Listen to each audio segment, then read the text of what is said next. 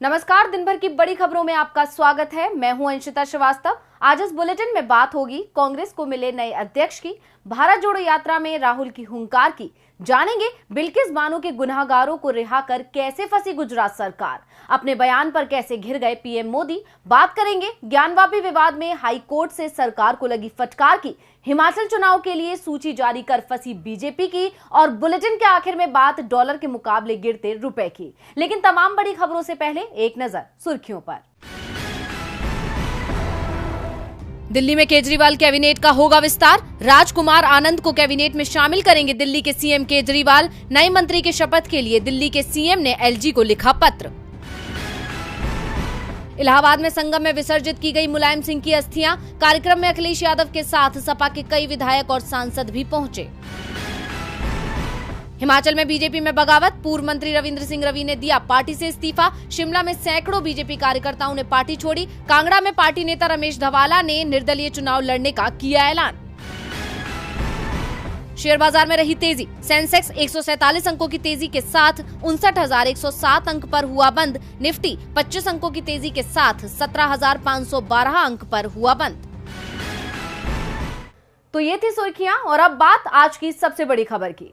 कांग्रेस में 22 साल बाद कांग्रेस अध्यक्ष का चुनाव हुआ, जिसके नतीजे आज आ गए। और खास बात यह रही कि 24 साल बाद ऐसा हुआ है जब कांग्रेस की कमान गांधी परिवार के हाथ से निकलकर किसी और के हाथ में गई है। और कांग्रेस के इस फैसले को बीजेपी के लिए करारा जवाब माना जा रहा है। तो कौन बना अध्यक्ष और कितने अंतर से जीत की हासिल, देखिए रिपोर्ट। मल्लिकार्जुन खड़गे कांग्रेस के नए अध्यक्ष बन गए हैं। उनको 7,897 वोट मिले हैं, जबकि शशि थरूर को 1,072 वोट मिले हैं।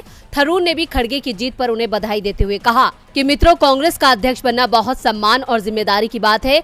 इस कार्य में खड़गे जी की सफलता की कामना करता हूं।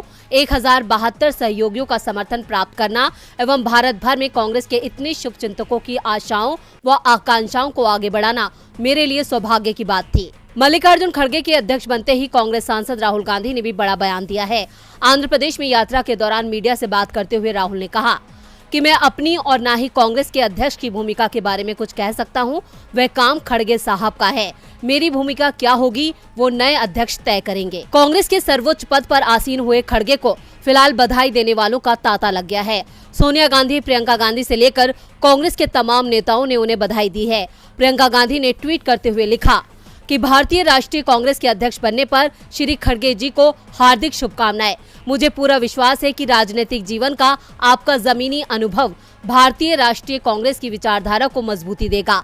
आपके नेतृत्व में संविधान व लोकतंत्र की रक्षा के लिए कांग्रेस संघर्ष जारी रखेगी। सोनिया गांधी ने नवनिर्वाचित कांग्रेस अध्यक्ष मल्लिकार्जुन खड़गे के घर पहुंचकर उन्हें जीत की बधाई दी। इस दौरान कांग्रेस महासचिव प्रियंका गांधी भी सोनिया गांधी के साथ खड़गे से मिलने पहुंची। आपको बता दें कि मल्लिकार्जुन खड़गे को 7,897 वोट मिले, जबकि उनके खिलाफ चुनाव लड़ रहे शशि थरूर को 1,072 वोट मिले। वहीं 416 वोट अमान्य हो गए। कांग्रेस अध्यक्ष पद के लिए 17 अक्टूबर को हुई वोटिंग में कुल 9,385 डेलीगेट्स ने वोट डाले थे। कांग्रेस को 24 साल बाद गांधी परिवार से बाहर का अध्यक्ष मिला है। इससे पहले सीताराम केसरी गैर गांधी अध्यक्ष थे। मल्लिकार्जुन खड़गे से कांग्रेस को काफी उम्मीदें हैं। देखना होगा कि वो इन उम्मीदों पर खरे उतर पाते हैं या नहीं। वैसे इस वक्त कांग्रेस खुद को मजबूत करने के लिए मेहनत कर रही है, और इसी मजबूती के लिए पार्टी भारत जोड़ो यात्रा भी निकाल रही है।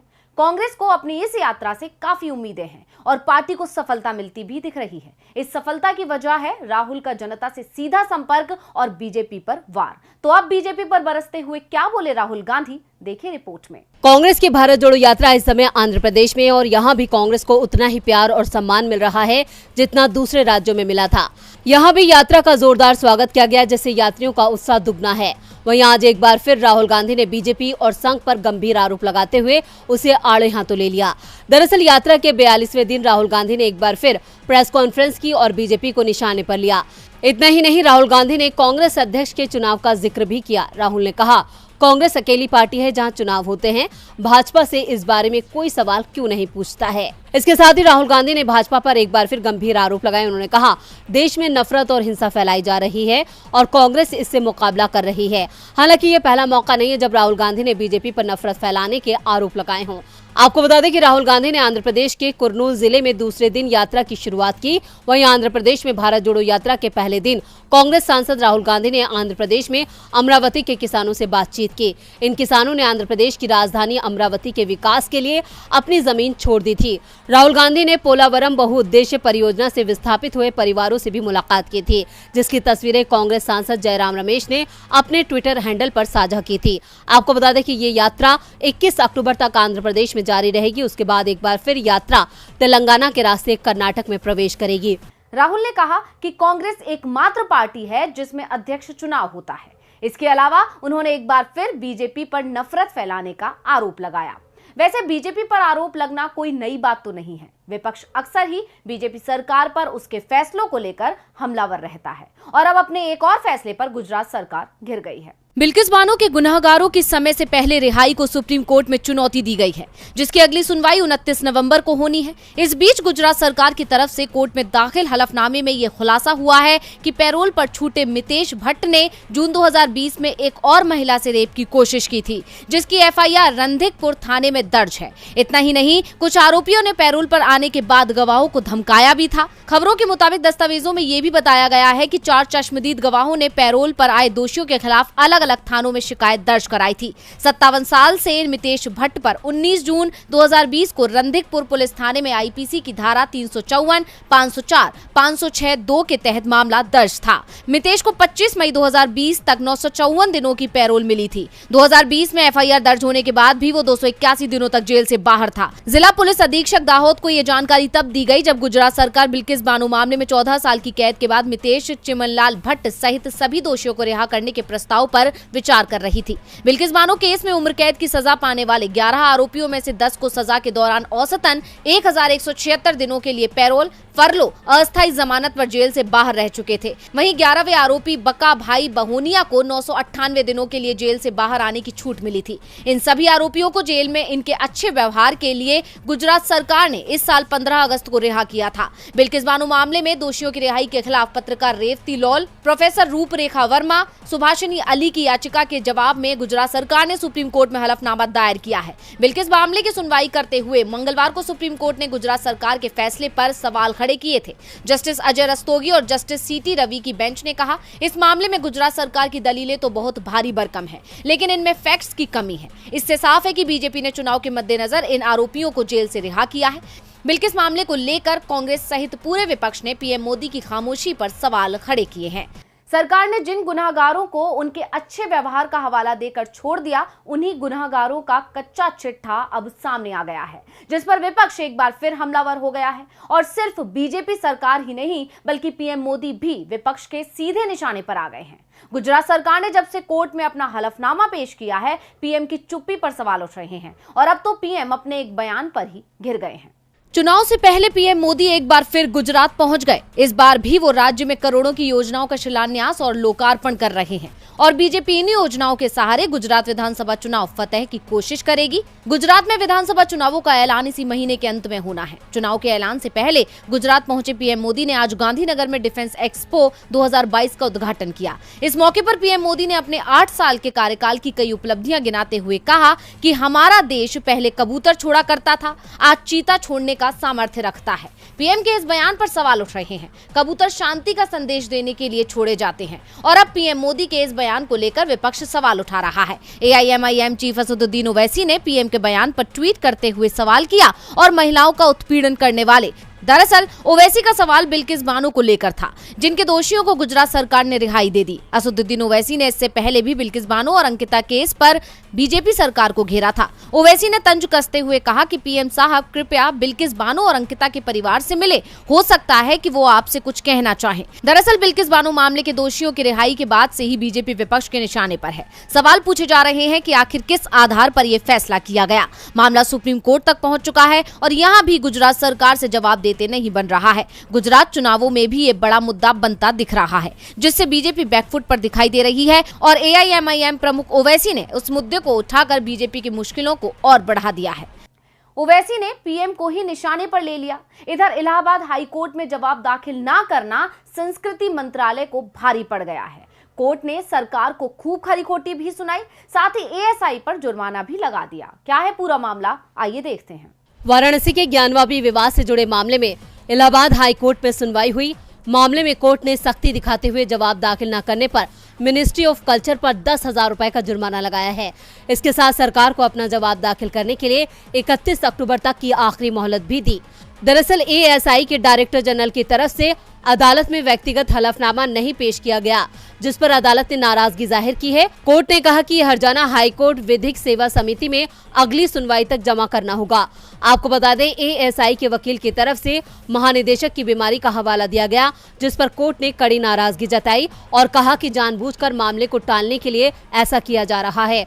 कोर्ट ने इसके साथ ही कहा कि अगर एएसआई के महानिदेशक बीमार हैं, तो उनके बाद दूसरे नंबर के अधिकारी की तरफ से भी व्यक्तिगत हलफनामा दाखिल किया जा सकता है। कोर्ट ने अब 31 अक्टूबर तक हलफनामा दाखिल करने की मोहलत देते हुए 31 अक्टूबर को मामले की अगली सुनवाई तय की है। दरअसल हाईकोर्ट में ज्ञानवापी विवाद से जुड़ी 5 अर्जियों पर सुनवाई चल रही है। इनमें से 3 अर्जियों पर 12 सितंबर को ही सुनवाई पूरी हो चुकी है। सर्वेक्षण आदेश के खिलाफ दाखिल 2 अर्जियों पर ही अब आगे सुनवाई होनी है। इनमें से एक अर्जी ज्ञानवापी मस्जिद की इंतजामिया कमेटी और दूसरी यूपी सुन्नी सेंट्रल वक्फ बोर्ड की तरफ से दाखिल की गई है। आपको बता दें, मामले में हाईकोर्ट को मुख्य रूप से यही तय करना है कि वाराणसी की अदालत में 1991 में दाखिल किए गए मुकदमे की सुनवाई हो सकती है या नहीं। लेकिन मामला लटकता जा रहा है, जिस पर आज कोर्ट ने भी नाराजगी जाहिर की है और सरकार को कड़ी फटकार लगाई है। ज्ञानवापी विवाद में अपनी लेट लतीफी के चलते सरकार घिर गई है। ऐसा ही कुछ हाल हुआ है हिमाचल में, जहां बीजेपी ने काफी सोच विचार के बाद पूरा समय लेकर उम्मीदवारों के नाम फाइनल किए थे, लेकिन अब सूची ने बीजेपी की मुश्किलें और ज्यादा बढ़ा दी हैं। आखिर क्यों बढ़ी बीजेपी की मुश्किलें, देखेंगे रिपोर्ट में। हिमाचल प्रदेश में रिवाज बदलो का नारा देने वाली बीजेपी के उम्मीदवारों की लिस्ट सामने आ चुकी है। बीजेपी ने हिमाचल विधानसभा चुनाव के लिए 62 उम्मीदवारों की पहली लिस्ट जारी कर दी। इस लिस्ट में 5 महिलाओं को भी मौका दिया गया है। मुख्यमंत्री जयराम ठाकुर सिराज सीट से चुनाव लड़ेंगे। उनके खिलाफ कांग्रेस के चेतराम मैदान में हैं। अनिल शर्मा मंडी और सतपाल सिंह सती ऊना से चुनाव लड़ेंगे। राज्य में सिंगल फेज में 12 नवंबर को मतदान होगा। नतीजे 8 दिसंबर को घोषित होंगे। बीजेपी की तरफ से जारी की गई 62 उम्मीदवारों की पहली सूची में हिमाचल प्रदेश के 2 बार के मुख्यमंत्री रहे दिग्गज नेता प्रेम कुमार धूमल का नाम शामिल नहीं है। प्रेम कुमार धूमल के सुजानपुर या फिर हमीरपुर विधानसभा सीट से चुनाव लड़ने के कयास लगाए जा रहे थे, लेकिन जब उम्मीदवारों की लिस्ट आई तो दोनों में से किसी भी सीट से धूमल को टिकट नहीं दिया गया। बीजेपी ने अनुसूचित जाति के लिए आरक्षित चौराहा सीट से हंसराज, भरमौर सीट से डॉक्टर जनक राज, चंबा सीट से इंदिरा कपूर और डलहौजी से डीएस ठाकुर को टिकट दिया है। सत्ता पर काबिज बीजेपी ने भटियाल सीट से विक्रम जरियाल, नूरपुर से रणवीर सिंह निक्का, इंदौर से रीता धीमान, फतेहपुर से राकेश पठानिया, जवाली से संजय गुलेरिया, जसवां प्रागपुर से विक्रम ठाकुर और जयसिंहपुर से रविंदर धीमान पर दांव लगाया है। सुलह से विपिन सिंह परमार, नगरोटा से अरुण कुमार मेहरा, कांगड़ा से पवन काजल, शाहपुर से सरवीण चौधरी, धर्मशाला से राकेश चौधरी, पालमपुर से त्रिलोक कपूर, बैजनाथ से मुलखराज प्रेमी और लाहौल स्पीति सीट से बीजेपी ने डॉक्टर रामलाल मारकंडिया पर दांव लगाया है। बीजेपी ने मनाली से गोविंद सिंह ठाकुर, बंजार से सुरेंद्र शौरी, अन्नी से लोकेंद्र कुमार, करसोग से दीपराज कपूर, सुंदरनगर से राकेश जम्बाल, नाचन से विनोद कुमार, दरंग से पूरनचंद ठाकुर, जोगिंदर नगर से प्रकाश राणा, धर्मपुर से रजत ठाकुर को टिकट दिया है। इसी तरह पार्टी ने बलौर से इंदर सिंह गांधी, सरका घाट से दिलीप ठाकुर, भोरन से अनिल धीमान, नादौन से विजय अग्निहोत्री, शिमला ग्रामीण से रवि मेहता, जुम्बल कोटखाई से चेतन बरगाटा, रोहणु से शशि बाला और किन्नौर से सूरत नेगी को उम्मीदवार बनाया है। बीजेपी ने 11 सिटिंग विधायकों का टिकट काट दिया है। इनमें जयराम ठाकुर के नेतृत्व वाली सरकार के एक मंत्री का नाम भी शामिल है। और बुलेटिन के आखिर में बात गिरते रुपए की। बढ़ती महंगाई को लेकर देश पहले ही मुश्किल में घिरा हुआ है और अब जो संकेत मिल रहे हैं उसमें साफ है कि महंगाई कम नहीं होने वाली है, क्योंकि देश का रुपया लगातार गिरता जा रहा है और आज तो ये ऐतिहासिक रिकॉर्ड गिरावट के साथ बंद हुआ है। रुपए की ये गिरावट आम लोगों की जेब पर भारी पड़ने वाली है। बीजेपी जब विपक्ष में थी तो रुपए की कमजोरी को देश के विकास से जोड़ देती थी, लेकिन जब से सत्ता में आई है तब से पार्टी की भाषा ही बदल गई। रुपए की कमजोरी दिखाई ही नहीं दे रही है। वित्त मंत्री तो दावा कर रही हैं कि रुपए कमजोर हुआ ही नहीं है, सिर्फ डॉलर मजबूत हुआ है, लेकिन डॉलर की मजबूती आम लोगों की जेब पर भारी पड़ने वाली है। आज अमेरिकी डॉलर के मुकाबले भारतीय रुपए की ऑल टाइम लो लेवल पर क्लोजिंग हुई। रुपए 61 पैसे की गिरावट के साथ 83 के पार पहुंच गया है। आज $1 का मूल्य 83 रुपए 1 पैसा हो गया। रुपए इसी स्तर पर आज बंद हुआ है। ये इतिहास में पहली बार है जब कारोबार के अंत में रुपया 83 के पार पहुंचा हो। रुपए की कमजोरी का असर जल्दी ही आम लोगों पर दिखना भी शुरू हो जाएगा। आम जरूरत की बहुत सी चीजें महंगी हो सकती हैं। विदेश से आने वाला सामान का पेमेंट डॉलर में ही किया जाता है और इन पर महंगाई का असर सबसे पहले दिखाई देगा। भारत 80% कच्चा तेल आयात करता है। कच्चा तेल महंगा होने से पेट्रोल डीजल की कीमत बढ़ेगी, जिससे माल ढुलाई महंगी हो जाएगी और असर खाने पीने से लेकर जरूरत की हर चीज पर दिखने लगेगा। लोगों का आना जाना भी महंगा हो जाएगा। 60% खाद्य तेल का भी हम आयात करते हैं। ऐसे में रुपए के कमजोर होने से खाद्य तेलों के दाम घरेलू बाजार में बढ़ सकते हैं। इसके साथ ही दवा और इलेक्ट्रिक सामान भी महंगा हो सकता है।